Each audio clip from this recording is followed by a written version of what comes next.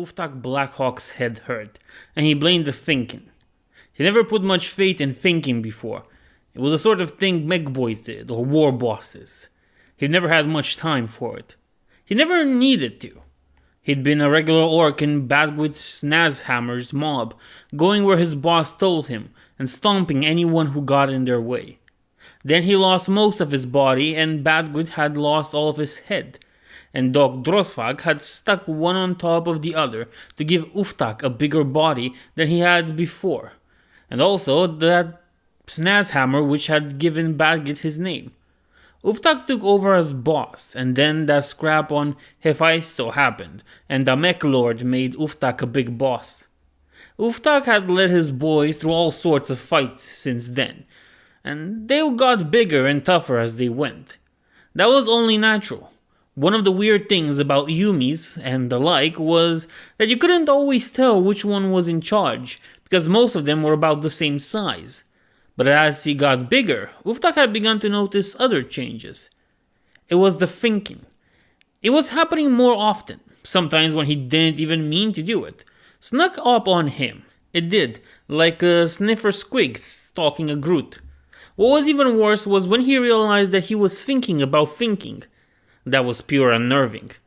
Right now he was thinking about the planet he and his lads were on. His part of the tech war had landed on it merely enough, but they hadn't found much. There were a bunch of scrawnies here, those skinny gits with pointy ears, what stuck you with sharp things and then skipped away before you could get them, a good wobbling back. But these ones were unlike those Uftak had encountered before. Their guns were less zippy, and they rolled around on massive beasts the size of squiggots instead of hovering whatnots. That had made for a few interesting fights, but there were nowhere near enough scrawnies to go around. The Wa hadn't explored the whole planet yet, but Uftak had little hope of finding anything other than what they'd encountered so far. Isolated communities of scrawnies that fought gamely enough in their weird way, but just got overwhelmed by the weight of numbers. It wasn't satisfying. The lads were itching for a good scrap, but Uftak was increasingly doubtful that they were going to find it here. However, there was something intriguing about the planet. A small group of spikies, which were like scrawnies but with like knives on their armor and more hooks and stuff, had shown up one day. Uftak and his lads clobbered them well enough, but the boys in orbit swore to Gork and Mork that no ship had come or gone. Somehow a whole mob of spikies appeared on the planet for a scrap. Then the ones the boys didn't manage to properly squish legged it again, all without a ship. And then there was the Grot. What was his name again? Boss! Uftak looked up from where he'd been idly fiddling with the worky bits of the Snazhammer while he did his thinking. Nizwick was practically vibrating with excitement, which presumably meant the Groot had something important to tell him, or at least something it thought was important. Lurking behind Nizwick was the other Groot, the one they found, Snaggy. That was its name. Snaggy had been convinced that it arrived on this planet through a giant pale archway of something which looked a lot like Scrawnies had made it, and that they only worked when Scrawnies was nearby. Unfortunately, Uftak had not yet been able to keep a Scrawny alive long enough to get it out to the archway and see for himself. He'd considered setting a bunch of lads to watch the damn thing in case anything else came out of it. There was that thinking again, taking him by surprise. But orcs would get bored and wander off, and Groots couldn't be trusted. What? He demanded, hefting Snazhammer to remind Nizwick of how readily a clobbering could be heading its way if he felt it was wasting his time. Or to be fair, if he just felt like it. The Mech Lord's shouty box is shouting, boss! Nizwick reported, hopping from one foot to the other with excitement. The boffin said so. You gotta come up at once. Uftak grunted and stood up to his full height. There was quite a lot of that now. The top of his head nearly brushed the ceiling of the old Gargonaut's head. he'd taken as his personal living space, and he outgrown the fancy beaky armor he nicked on Hephaestus, to the point that it was more of a collection of plates strewn around his body these days. He couldn't help but wonder if he was as big as the mech lord now. But the biggest big mech had sent Uftak and his lads over to this bit of the galaxy to do a bit of stomping and find some shiny loot, so Uftak hadn't laid eyes on his war boss in a while. He got to the doorway and lashed out with a steel-caped boot, connecting solidly with Niswick's ribs. The Groot flew backwards and then tumbled down the side of the hill on which Uftak Bunker sat, emanating amusing noises of pain as it did so. "I don't gotta do anything," Uftak shouted after it. "You just remember that." He squinted down at Snaggy, who had the sharp-toothed grin of any Groot that had just seen punishment dealt out to someone or something else. "Oi, is it true?" "Yes, boss," Snaggy said, its grin disappearing as he looked up at him. Uftak grunted. Snaggy bothered him, but he couldn't quite put his finger on why. It was tempting to smash the little ghetto anyway, just to be sure, but if Uftak were to smash every Groot that bothered him, then they soon wouldn't have any Groots left, and then who would do all the boring stuff? He whistled anyway, and a high-pitched squeal that rapidly descended in height, if not in tone, announced the arrival of his pet squig, Princess. As it hopped down from where it had been sunning itself on top of the bunker. Snaggy, a fast learner in at least some respects, immediately took off as fast as his little legs would carry him. I don't know why he's referring as it. I'll just call him because it's easier. With Princess bounding along behind, making the happy noises of a squig that had a friend to play with, or possibly lunch.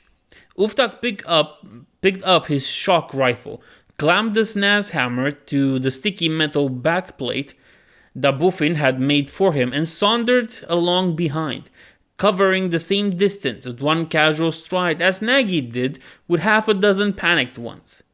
The Boffin was buzzing around on the single wheel with which he'd replace his legs, and tinkering with a truck of some sort amidst the piles of scrap and apparent junk that served as his workshop.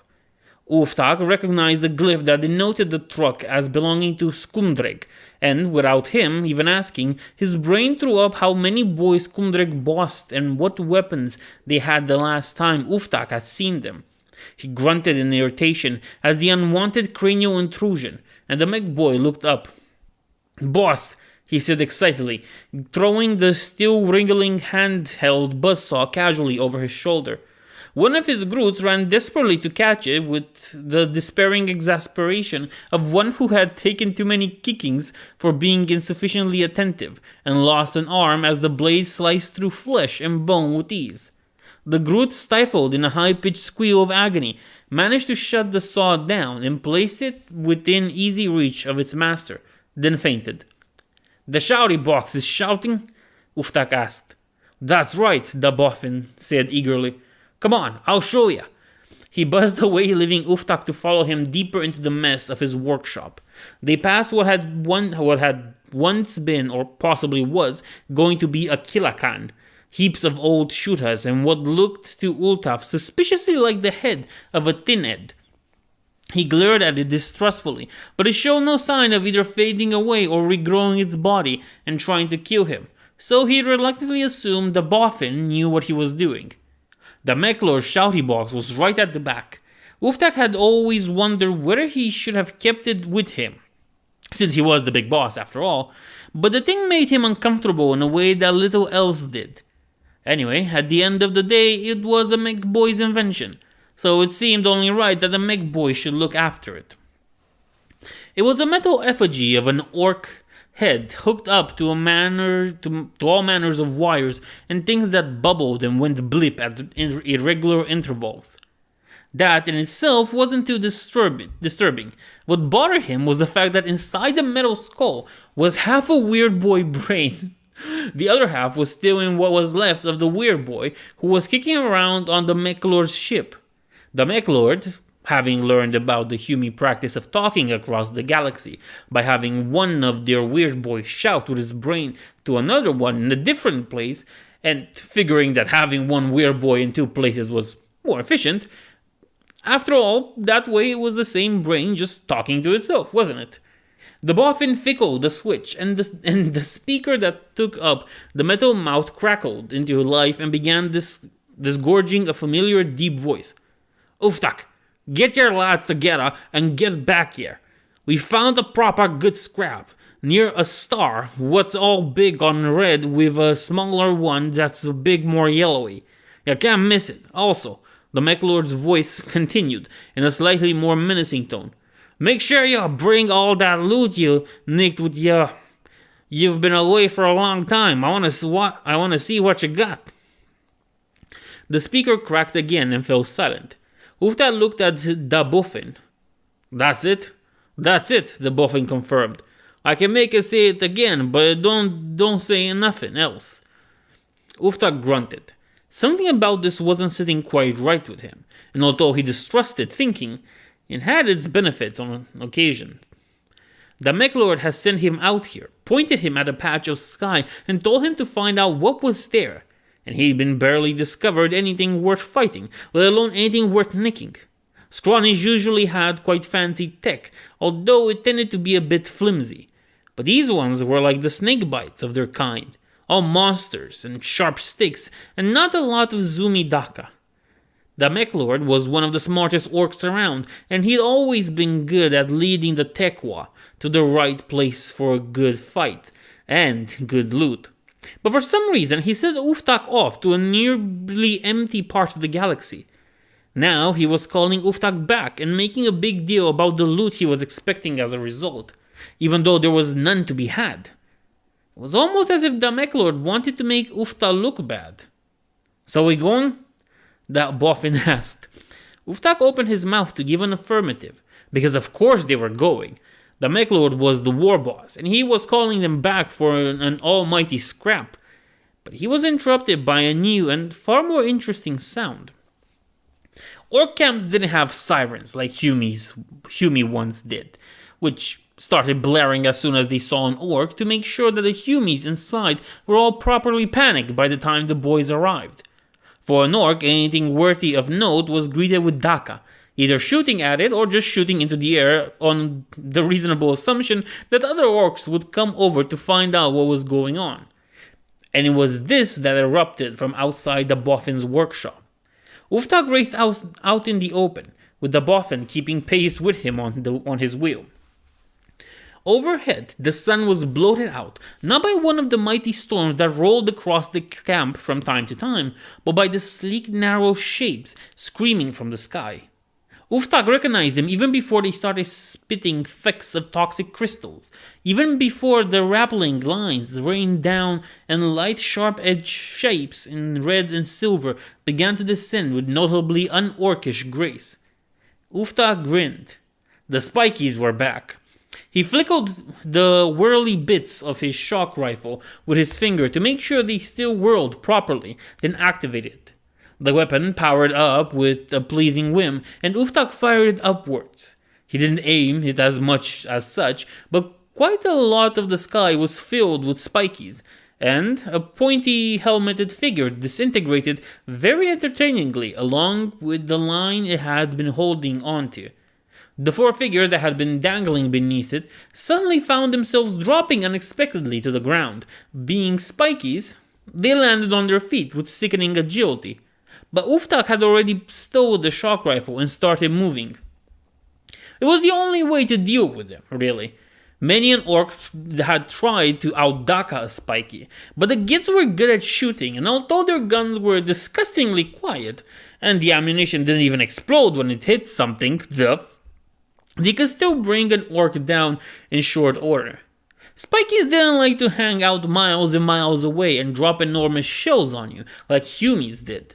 Nor did they want to get close up and in your face like the bug eyes.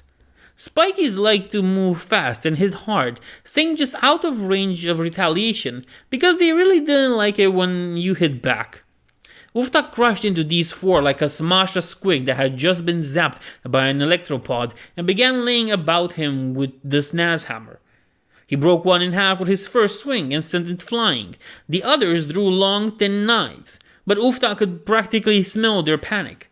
They intended to dangle from their line and Dakka his lads from above, and now they were on the ground, facing an angry orc.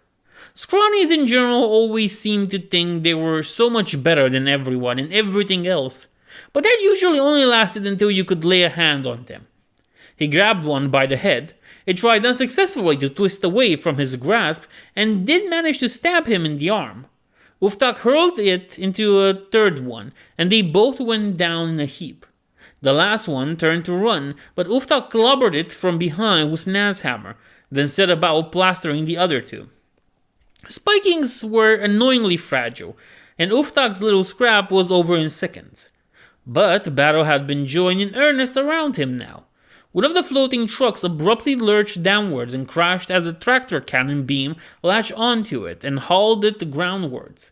And another one began to veer as a couple of rockets from a mob of tank busters struck it more or less centrally. Most of the rockets in the fusillade missile missed naturally, but given there were many more floating trucks beyond the initial target, it was fairer to say that they were only temporary misses. His lads weren't having it all their own way, of course. He caught sight of half a mob getting ranked with fire from the Spikey's pointy rifles, them flailing over foaming at the mouth within seconds. But neither were the Spikies. Uftak grinned. He'd been dying for a proper scrap, and at last it seemed as though the galaxy was going to oblige him.